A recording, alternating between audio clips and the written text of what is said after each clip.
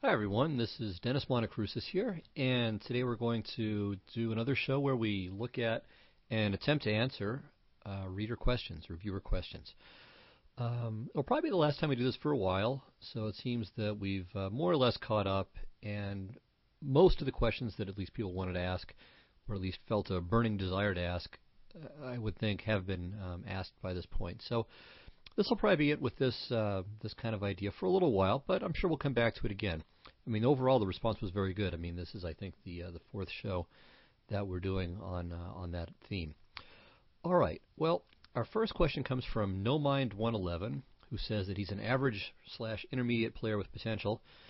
I don't know that anyone would want to deny that they have potential, but let's go on. So the person says, I have not studied openings very deeply. I feel I should just be working on middle game and end game. I want to be able to just play a good opening that I don't have to know much theory behind, or one that isn't very deep. An opening that I can play against black or white, no matter what. Okay. And he offers his examples with white just playing e4, bishop c4, knight f3, castles, bring the knight to g3, bring the dark squared bishop out somewhere, and the light squared bishop comes to b3 or c2, and so on. Or another example, kind of a London system. Well, I think, first of all, that you're right. If you're, let's say, an average slash intermediate player, I mean, I'm not sure exactly in what context you mean that, but probably in almost any context, you would be right to spend more time working on middle games and endings than on openings. And if you want to play something that doesn't really require much by way of theory, I mean, what you suggested is perfectly playable. Though I think I mean, of course, it depends on what black does. I mean, that those kinds of systems aren't, let's say, perfectly good against just any black replies whatsoever. But you can do that. But let me encourage you though to play more theoretically relevant systems. And the reason for this is, well, I think I've brought this up before, but there are quite a few reasons. One point is that you don't have to memorize or learn everything all at once. So just a little bit at a time. But it's a great way of growing. So let's say you decide to start playing the Ruy Lopez with white. Well, there are a lot of different setups against it. And you could play it in a very kind of superficial way at first. And just with time, you lose a game, you look up, you see, okay, where did you go wrong in the opening? Or where did at least you play a move that didn't really fit with the opening? And from time to time, try to study some games in that opening. So it's not that you're trying to memorize a bunch of theory, but that you're trying to grow familiar with it. You're trying to learn by understanding and by seeing certain themes repeated in grandmaster games. And by doing this, you get to you develop a familiarity with more sophisticated positions. So your overall chess understanding will increase. Whereas if you play the same setups over and over and over and over again, you'll know that setup really well, but there's so much more to chess than just that setup that you're, in effect, really harming your play. So I agree, you definitely should not be some kind of theory zombie who just sits in front of a computer screen for 10 hours a day trying to memorize whatever you find in ChessBase or in ECO or whatever. But rather that you take it as a kind of a long-term project to learn, at least by way of understanding, and some specific theory, but mostly just understanding the ideas and the plans of mainline opening variations. So again, a little at a time. I mean, and you can kind of transition from these kind of one-size-fits-all systems to more specific ones. But I think that'll benefit you much more in the long run. If you're looking for these one-size-fits-all, I mean, the ones you mentioned are okay. Some people like to play the Kali system with white as another approach where you don't have to know much theory. The pieces go on a normal squares. You don't get into too much trouble, and the strategic themes are fairly easy to understand. So it can be done. With black, some people like to play kind of a modern, Peart's modern setup, d6, g6, bishop g7, and so on. And that can be played against many white approaches as well. So those things do exist. They're all right as a labor-saving expedient. There are worse things you could do. But I prefer to encourage you to slowly but surely learn some mainline theory. Okay, Next question is from Jay Wiss, or Jay Wiz.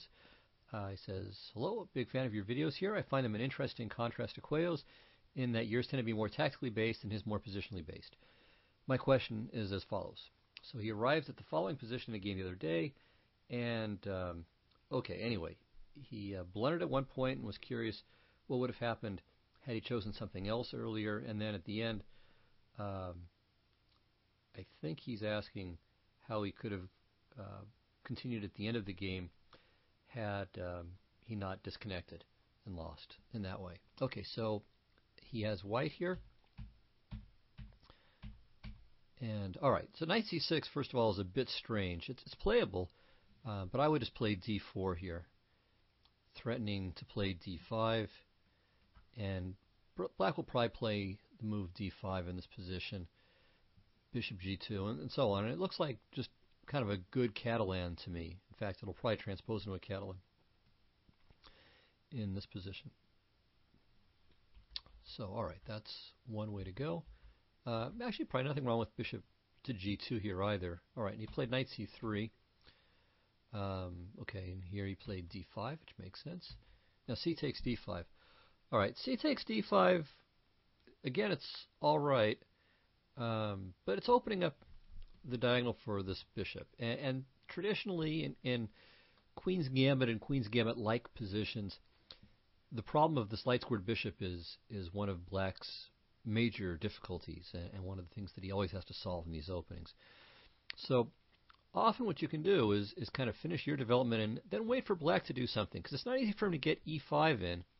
And once he plays b6, and let's say then bishop to b7, then you can take on d5, at which point that long diagonal is going to be closed, and so the bishop is maybe, it hasn't really solved its problem on b7. So anyway, c takes d5, it's perhaps prematurely releasing the tension in the center and lets this bishop come into play more easily. Okay, so d4, and then here, for instance, the immediate bishop to f5 looks good, but okay, he played knight to e4, bishop g2, bishop b4. Yeah, and then here, of course, I completely agree with you that instead of queen to c2, maybe queen to b3 is slightly better, but I think Black is basically okay here. I mean, he's got a fair amount of space. In terms of development, he is not behind in development at all. And also, I think both his knight on e4 and the other knight are going to find very nice squares. So, for instance, Black castles, you do the same, and now bishop takes c3. So, not knight takes c3. So, if he plays knight takes c3, pawn takes, and white is strengthened his center, the bishop's going to have to waste time retreating, probably to e7, maybe a5, but I think e7 makes more sense. And white definitely has a nice edge here. But after bishop takes c3 and then knight a5, followed by knight c4, I think Black is doing very well here. Or you can maybe play rook to e8, rook e1, c6, bishop f5, and after some trades, then b5. And, alright, sometimes a bishop is superior to a knight in terms of how well it can function, but this really isn't that kind of situation. I mean, Black has tremendous control over some key light squares in the center. So this knight's going to come to c4, no pawn can kick it away, the bishop can't kick it away, so if white wants to get rid of that knight, it's going to involve an exchange sack, and that's probably not going to be worth it. The queen can the queen can come to d5, e5 is protected. Black could maybe play f5, but that I think there's not really any sense to that. And meanwhile, white's bishop is really, well, it's fairly poor. It can't go to a3 because the knight's going to be on c4. On b2 it does absolutely nothing. d2 likewise. e3 likewise. And g5 is covered. And so that only leaves f4. And although f4 looks kind of nice, it's just shooting blanks. I mean, it's not hitting anything. So all of Black's pieces are going to go into these light squares. And, okay, I don't know if I would say that Black is better here, though, frankly, I think he should be probably a little bit better here. But certainly his position is more comfortable to play. So I think Black is in good shape here pretty much regardless. All right, so this, and now let me just zip ahead to the end of the game here. And so the question is, more or less, well, what can white do with the bishop pair? So how does he attempt to gain compensation? And I think that white's compensation isn't enough for the pawn. So it's not enough, but I think his drawing chances are pretty good. And there are a couple of things that can be done along those lines. One thing that can always be considered in such a situation is to go for opposite colored bishops. All right, now, those certainly don't guarantee any kind of immediate draw. But if you can trade off all the rooks too, then your drawing chances are pretty reasonable. So maybe rook f to d1, and maybe even try to double rooks on the d file. And if you can swap everything off on d4, if you can make, trade off the bishop for the knight and all the rooks, then the draw is quite likely. The other thing you could do is just basically sit on this position, not weaken yourself, and the problem for black is that it's at least a little bit difficult for him to advance his queenside pawns, especially if you take a nice setup on the light square. So you could consider in some positions something like a4. Well, let me get rid of all the other arrows. So something like a4 to make b5 more difficult, rook c4, rook to d1 or rook to c1, and you can see that it's going to be hard for black to successfully advance his queenside pawn majority. So those are some ideas. You will want to get your king back at least more towards the center at some point. You want to make sure that he doesn't penetrate with his rooks on the 7th rank, well, on the 2nd rank, his 7th rank. But as long as you do that, I think you're not in too bad a shape. But in terms of really making your bishops work in an offensive way, that's not really on the cards here, because this pawn on c6 is, and backed up by this pawn on b7, really blunts this bishop. So the bishop on g2 has no targets at this point, and it's the idea of creating some kind of minority attack with a3, b4, and eventually b5 is much more likely to just create weaknesses in your queenside pawn structure than to achieve anything positive. So I would say piece play for the moment. Use your rooks. Look for these opportunities to swap off into more drawish endings. And maybe a4 can be considered. So that would be one bit of pawn play. But generally speaking, it would be, I would think, how do I improve my pieces? Maybe get my king a little bit centralized and hold tight. Okay, so that's my main set of thoughts about this game here. Okay, so let's go on to the next one. This is from Protagonist, who asks an interesting question. He says, how does one know when it's right to do or to make an exchange sacrifice and when it's wrong? I could jokingly say, well, if you lose the game, it was probably wrong, and if you win it, it was probably right. But I would say more seriously, here are some guidelines. So, first of all, if you get a pawn for it, it's often a decent idea, especially if you're getting some other kind of tangible positional compensation. So if you're sacrificing an exchange for nothing else, I mean, for no other material benefit, then you're going to have quite a lot of compensation. I mean, either some real bind, or you've really done tremendous damage to the opponent's to the pawn structure in front of the opponent's king, let's say, or there's some other tactical justification. So without the pawn, it's a big deal. If you're getting a pawn, it's a lot less of a big deal.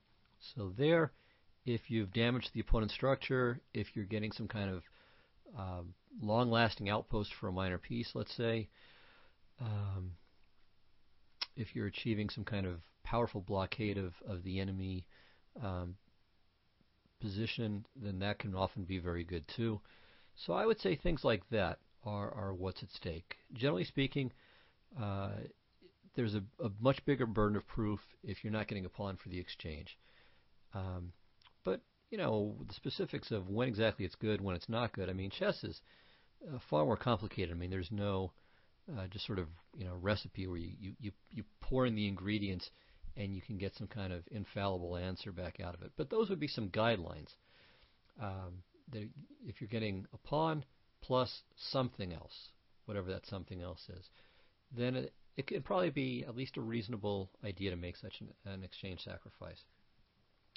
Let me suggest also that if you want to do further research on exchange sacrifices, two players who were renowned for their exchange sacrifices, though they're of a very different sort, are the great former world chess champion Tigran Petrosian, not the current Armenian grandmaster of the same name, but the one who passed away back in '84 and who was world champion from 1963 to 1969.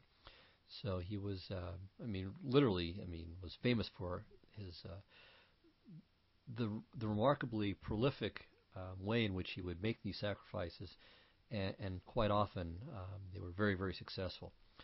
So I'm sure you can find some great games of his. I mean, the game with Reshevsky from the Zurich 1953 Candidates is a very famous example. He had a game with Mikhail Tal from Soviet Championship somewhere in the late 50s, I think maybe 58 or thereabouts. So try 57, 58, 59. So those are two really well-known examples, but there are many, many more. A more contemporary exponent of the exchange sacrifices is the current world number one Veselin Topalov, and he has also found many very attractive exchange sacrifices. For Petrosian, they were much more often in the interest of creating some kind of blockading situation, where he would essentially create these positions where the rooks really had no open lines, no targets, nothing useful to do, while his minor pieces were able to work very well. For Topalov, they were often much more. They were often, I should say, they are often, because he's still playing and still making them. They're often in the service of more dynamic goals. In particular, he's made a lot of sacrifices for these powerful unopposed bishops, and I'm not sure offhand. I think there's some nice games he's played against Aronian with such sacks, and I think against Anand as well. But again, just maybe keep an eye out for him. Look for his nicest wins the last couple of years, or let's say since 2006, generally with the white pieces, and many of them have been in Queen's Indian defenses. Anyhow, so that, I think, will at least give some inspiration and inductively, I think, some sense of when you can and can't get away with it. Okay, well, let's move on to another question here. And this is from... Okay, actually, let me skip this question. I'll come back to it in a moment. And answer a question from KDog3682. And he asks, how many openings do you recommend learning? Is it better to have a general understanding of all the openings, or just one or two openings that you know very well? Well, again, a lot of this has to do with how strong you are, how much time you have. But let's say over the long run, you make it kind of a project, I would say you should know at least a little bit about pretty much every opening. At least know, okay, let's say the Nimzo Indian, here are the basic options. So let's set this board back up. All right, so you should at least know what all these openings are. So let's say the Nimzo Indian, okay, you know that it's this, and then you know that white has several moves here. There's Queen C2, there's E3, those are the two absolutely most popular moves, but moves like Knight F3, the so-called flexible variation, Bishop to G5, the Leningrad variation, and G3 are also possible. And in fact, Queen of B3 has been played too, another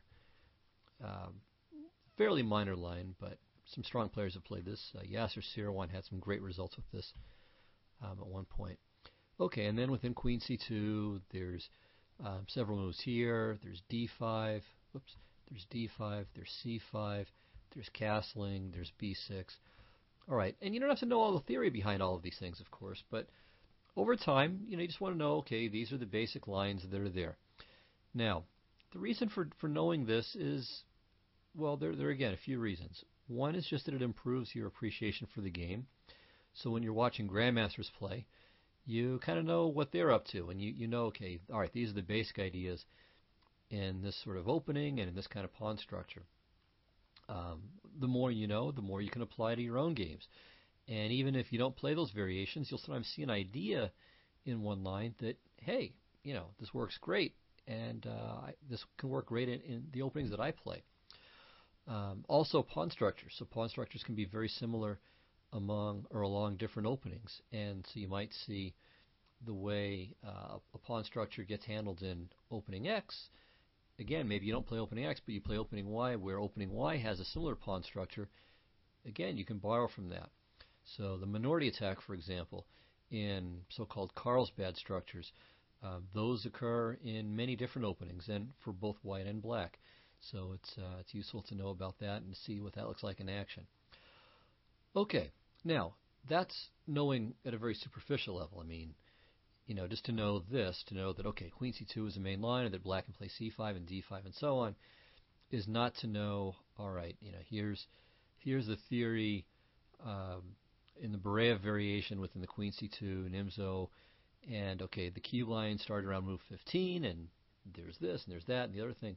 Okay, so, you don't need to know that for every single opening. I'm not sure if anyone, even top grandmasters, know that kind of theory that deeply in every single opening.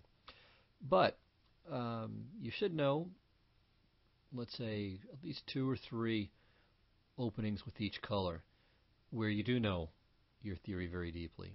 And again, it's a project, so it's not that you whip out the ECO and you start memorizing and you stay there drinking coffee until you've got it all down. Not at all.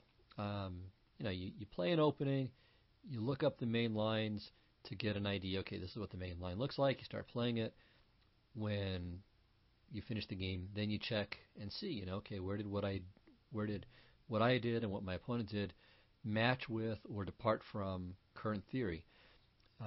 Maybe create a database of games by a hero for a given opening. So let's say it's the Najdorf. Maybe you can create a database of Kasparov games in the Najdorf and look through them, and then you see, okay, these are the ideas. This is how he plays it. These are kind of where the pieces go. These are some typical sacrifices, and you learn the opening that way. All right, so it's not a matter of memorizing, but you just see, okay, this is what the opening looks like. This is where the action is, and that's until you reach let's say a very, very high level where you would have to know this kind of stuff anyway. That's really where you're going to learn the most. It's most valuable to understand what's going on in terms of key themes and typical plans. Okay, so anyway, that's what I would say. So if you can know a little bit about everything, that's useful, but you should, of course, major in a much more limited set of openings. And over time, it's not a bad idea to change things up a bit. So, learn, let's say when you've got your openings down, you've played them all for a while, all right, at some point maybe switch one of your openings. Okay, or let's say one of your lines against a major opening. So maybe you've played the mainline open variations against the Sicilian. Okay, maybe try a bishop to b5 line. Throw that in there. Or again with black, you've played, let's say, the Caro-Kann. Well, maybe switch to the French. Something where there'll be some commonalities, but also quite a bit that's different too. Okay, so finally, I want to turn to a question from Bystanders, who asks, says, okay, I saw this video of yours, The Exciting Berlin, a couple of months ago, and really liked it. And in it, he analyzed a game where the black king went over to the queen side and talked about black's related strategies on that side of the board. Can you discuss what would happen if his king were to go to the king side, such as differences in general strategies and what kinds of things he needs to watch out for?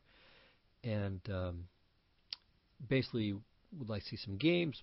We'll see, maybe not. I'm not sure if that'll happen, but I will try to give some guidelines here.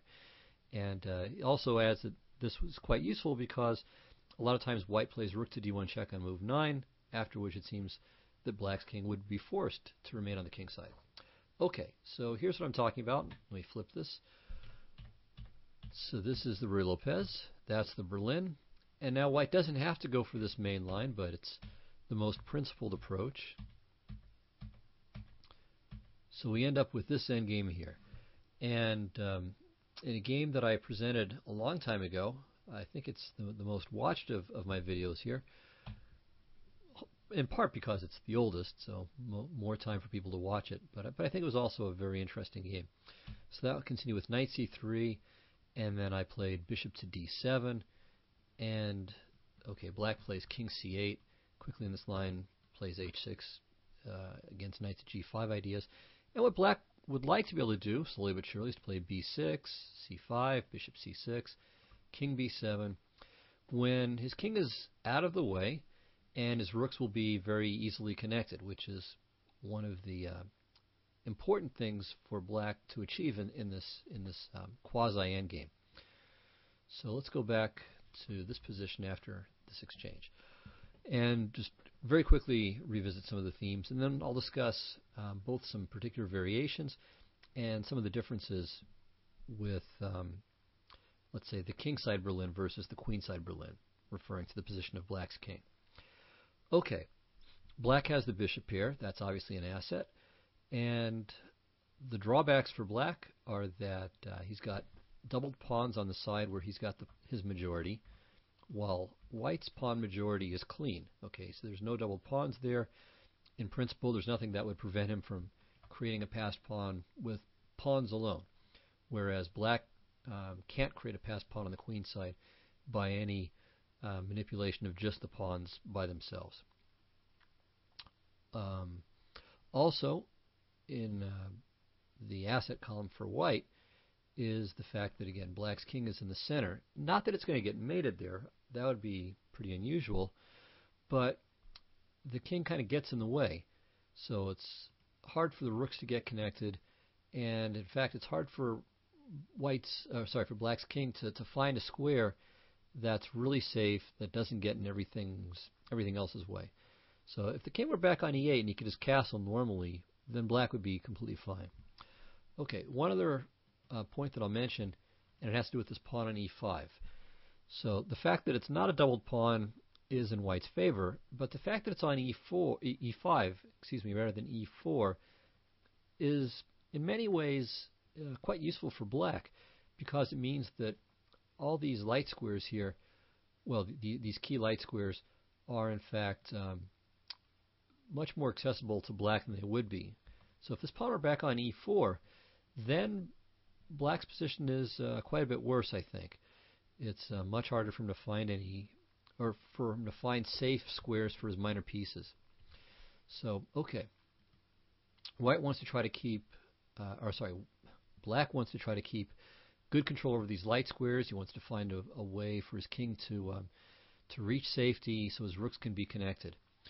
And so that's the idea behind this bishop to d7 plan, is that the king can kind of squirrel off to b7.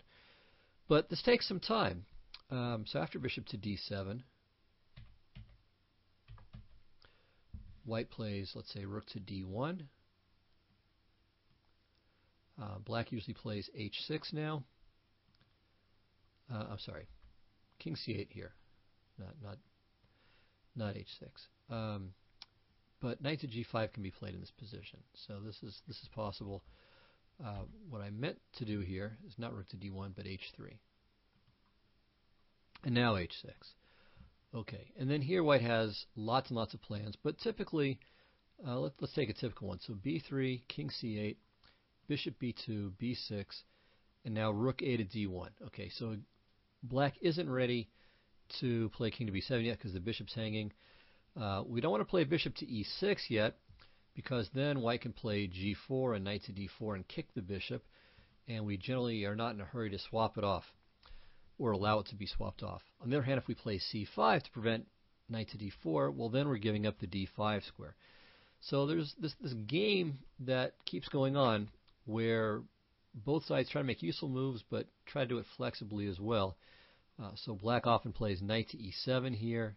a5 is also possible, but okay, knight e7 is the main line, and this takes away d5, and so black considered c5 next. Also, the knight often bounces to g6, where it gets out of the way of the bishop on f8, hits the pawn here, sometimes goes to f4 and then e6. I mean, there's all kinds of ways in which these pieces move around. Also, by the knight leaving f5, the bishop can go to f5 instead, though there's the possibility of knight to d4. So anyway, lots of maneuvering going on here, but you can see that black has to kind of wriggle around before he can achieve the setup that he wants to. So bishop to d7 is very ambitious. It gets all the pieces where they maybe ought to be, but it takes some time to do it. Okay, well, not only does it take some time, but it takes some time. I was going to say there are plans where white forces the black king to the king side. So even though black will often voluntarily do it, so after knight c3, king e8 is playable here, and also knight e7, and the king usually ends up on e8 there too. But white can force the king to e8 anyway, and in two different ways. So let's talk about them. So one is bishop to g5 check. Now here it's not so good for black to give up the dark squared bishop straight away. So best is king to e8. And the funny thing is, this looks very natural. So I mean, a player who has never studied the Berlin defense might just whip out bishop to g5 as if it's the most obvious move in the world. And in a way it is. I mean, you're developing a piece with tempo. What could be better? But the thing is that the bishop does nothing on g5. Further, it encourages black to play h6, which is almost always a useful move. I mean, it costs him a tempo, but here there's no tempo loss at all by doing it. And so this is great for black. So let's say knight c3, h6, bishop d2, bishop e6, rook a to d1, rook to e8, g4, knight e7, and this pawn's hanging, h3, knight g6, bishop e3, let's say, now h5. And this is one of those things that white has to always be careful about. I mean, he wants to get these kingside pawns rolling. I mean, ideally, of course, he wants to have this pawn on f4 and moving forward. But if he does it too quickly, these pawns can become targets. And also, if the h-file is opened, then black doesn't have to necessarily worry about connecting the rooks because the rook on h8 will be employed. All right, so let's say bishop g5, takes, and now bishop d7 is okay. So this position is completely fine for black. No worries at all. And white's slightly overextended kingside pawn structure means that maybe even he has some small troubles here. All right, so bishop to g5 is not really a very testing move. Rook to d1 check is more important. Okay, and now here, bishop to d7 actually might be survivable, but it's not good. Now, actually, this is a good little puzzle. So see if you can figure out what's wrong with bishop to d7. Not that it necessarily loses, but what's wrong with it? Well, you might think that the answer is e6 followed by knight to e5, but in fact, this really doesn't cut the mustard here. Black plays knight to d6. Let's say white throws in c4. Black plays c5. Doesn't matter. It would be the same thing without it. Rook d6 takes, check, takes, and black's got an extra pawn and the bishop pair. So this is not really ideal for white. So after bishop to d7, he should play g4, and now knight h6. And here too, though, the funny thing is e6 doesn't really work. So takes, knight e5, bishop d6. And white has won the exchange for a pawn. So we talked about exchange sacrifices a few minutes ago. Well, here, this is kind of a goofy example because, all right, black has one pawn for the exchange, but has two sets of doubled pawns plus an isolated e-pawn. However, and this is a pretty big point, he's got the bishop pair, and also white's pawn on g4 is a little bit strange. So moves like rook to g8 and then h5 are going to put this guy under some pressure. So black actually is doing quite all right here. However, if instead of playing e6, white plays either, let's say, h3 or maybe knight to g5 and then f3 or h3, he has a nice advantage. Not winning, but it's definitely there. It's reasonably substantial. Okay, so after rook to d1 check, black can't get back into the queenside plan and needs to play king e8. Okay, well here white's normally going to continue with knight c3. All right, actually, let me stop at this point for a moment and address the issue. Well, why not play rook to d1 check instead of knight to c3? What does white lose by doing this? And the answer is that the rook is often good instead on either f1 or e1. It's not bad for white to have a rook on d1, but generally speaking, it would be a lot nicer if it was this rook from a1.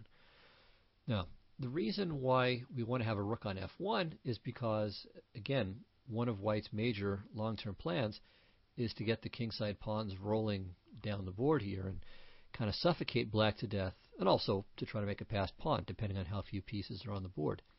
So for that, the rook makes much more sense on f1 or e1. Also on e1, there are some very important tactical ideas.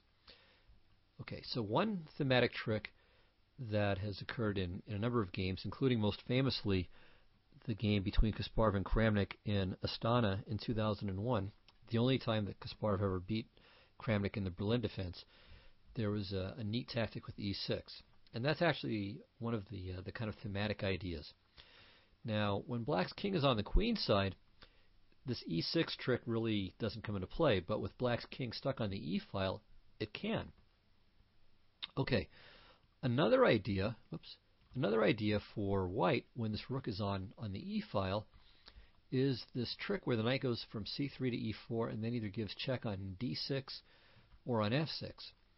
Let's say black has got a knight or a bishop on e7, so that way after whichever pawn captures, whether it's c takes d6 or g takes f6, when white recaptures on d6 or f6 with his e pawn, then there's this pin on the e file where white regains the piece, and with the center opening up, that's usually going to be in his favor.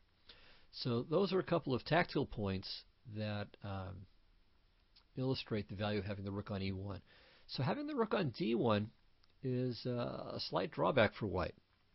Okay, so knight c3, just to get to the specific theory here. And once again, that funny knight maneuver with knight e7 is pretty common. So the knight really doesn't do much that's too useful on f5. By going to e7 and then from there to g6, he puts some pressure on this e-pawn, though, once again, with the king sitting on the e-file, taking it becomes a bit more risky. And the situation where it could be taken would be lines where white has played knight to d4. Alright, so taking on e5 for black, again, can be dangerous with this king sitting at the back end of the e-file. But nevertheless, that sometimes does occur. Okay, so here a couple of plans. So one is for white to play knight to d4, and this is in part prophylaxis against the c5 idea. So black would like to play c5 in many situations, but here it would be poor because of knight d to b5. So black can play a6 here, that's one line. I think the main line is knight to g6. White plays f4, protecting the pawn and trying to start mobilizing his majority. Bishop to d4, rook d3, rook d8, bishop e3, bishop c5. And this is yet another, I would say, tabia of this, let's say, king e8, or I should say rook d1 check, king e8 variation. One thing that black may end up doing is swapping this guy off. And I've mentioned this before in my earlier show on the Exciting Berlin, where it's often a nice idea for black to trade off that dark square bishop for a knight. Usually it would occur in this way, but here, okay, it is as good as anything else. And the point is that black will then get very powerful and near universal control over the light squares, thanks to the remaining bishop there. So black is in pretty good shape here. Alright, another approach for white, instead of knight to d4 right away, is h3. Black plays knight to g6, and again, lots of different possibilities are available here. White can play for b3 and bishop to b2. That would be one idea. In fact, I think it's the main idea. Could also play bishop to g5, threatening the mate, with the idea of swapping off the dark squared bishops. Though again, often it kind of varies. Usually, I think Black wants to be a little bit hesitant about swapping bishop for bishop. The dark square bishop for a knight is often a good thing. So if white played bishop to g5, black would play bishop to e6. Again, h6 in due course, and so on. Another idea for white, so in addition to the b3, bishop b2 idea, and the bishop to g5 idea, is to play knight to e2, and then bounce the knight to f4 or to d4, or even sometimes to g3, and then to go to h5 when this bishop comes out, trying to take advantage of the weakness of g7. So any number of plans here. Black again is going to try to finish his development slowly but surely. Ideal types of moves for black would be to play h6, bishop to e6, maybe c5. Well, even better would be to be able to swap this, but when the bishop comes to b4, knight to e4 will often happen, or knight to e2. So anyway, c5, and we already saw bishop e6 and so on. Okay, and maybe trading off one pair of rooks too. All right, the other line I wanted to mention was knight c3, and then knight e7. Okay, yeah. All right, so we looked at lines. Sorry about that. All right, so we looked at lines where black forces, where white forces black to bring his king to e8. But after knight c3, can also mention a number of lines where black does so voluntarily. Okay, so the two important lines here, besides bishop to d7 with the queenside plan, are king to e8 and knight to e7. So king e8, h3, and then a line that's been very popular lately is to play bishop to e7 with the idea of knight h4. So instead of bringing the knight to e7 and then to g6, where sometimes it can still even be a little bit awkward, black is just going to swap this piece off rather quickly. And then he doesn't have to worry about the white knight going to d4 anymore either, where it'll bother a bishop on e6. So it's not an unreasonable idea. It's a little bit slow in some ways, and it helps white to unmask his kingside pawns and get them rolling. But as we'll see, there are some resources. Okay, now the main move traditionally has been bishop to g5, though I think the immediate g4 is becoming more popular of late. But anyway, bishop to g5, takes, h6. Okay, and now if knight f3, bishop e6, and rook to d8. If the knight goes to e4, now we can't play bishop to e6 because of knight c5, so b6 first.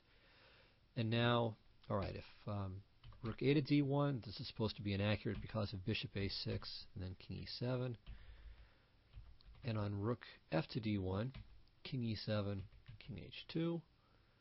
If f4, then h5. So we blockade the pawns here, the idea of playing h4. And if king e2, then either h5 or g5. Okay, so g4, as I said, is the main continuation nowadays. Knight h4, takes, king g2. The point of this is that black wants to play h5, so white is trying his best to preemptively safeguard all of his kingside pawns. So h5, f3, and this is just a line that's in motion nowadays. I mean, it's an important line, becoming increasingly more popular. And all right, I mean, it's certainly one of the options on the table and something that you should study. Certainly, players with white who face the Berlin ought to know about this. And if you want to play with black, then well, have fun. Give it a look. Okay, the other approach that involves keeping the king on the king side is knight to e7 immediately. h3, knight g6, bishop g5, king e8, rook a to d1. And here, bishop to e6, knight to d4, or rook f to e1, and then knight to d4, I believe. So bishop d7, I think, is considered best here. And now, very interestingly, if rook to d2, now black plays bishop to e6, which is kind of funny. The point being that, okay, after knight to d4, h6, bishop e3, black has the thematic bishop to b4. So he gets to swap off that bad bishop, thanks to the pin here. So the rook being on d2 actually benefits black in this line, that free tempo. So instead of knight to d4, rook f to d1, and now bishop to e7. Of course, we got to stop the mate threat. And again, it's just another theoretical position that needs to be investigated. So we can see that black still hasn't connected the rooks yet. It'll happen soon, at the cost, though, of exchanges that are slightly favorable to white. So this is playable for black, no question about it. But all right, white still has perhaps some pull. Black still needs to prove equality. Let's put it that way. All right. Well, I hope that helped a little bit. It wasn't full and comprehensive, but I think that this at least gives some idea of what kinds of things are going on in these king to the king side variations of the Berlin. So thanks, everyone. Again, I hope that you found my answers to your questions useful and in some cases interesting. And we'll do this again at some point, but probably not for a while. So I think we'll kind of freeze this at the moment and maybe come back to it in a few months later. So thank you very much, and I'll see you all next week. Goodbye.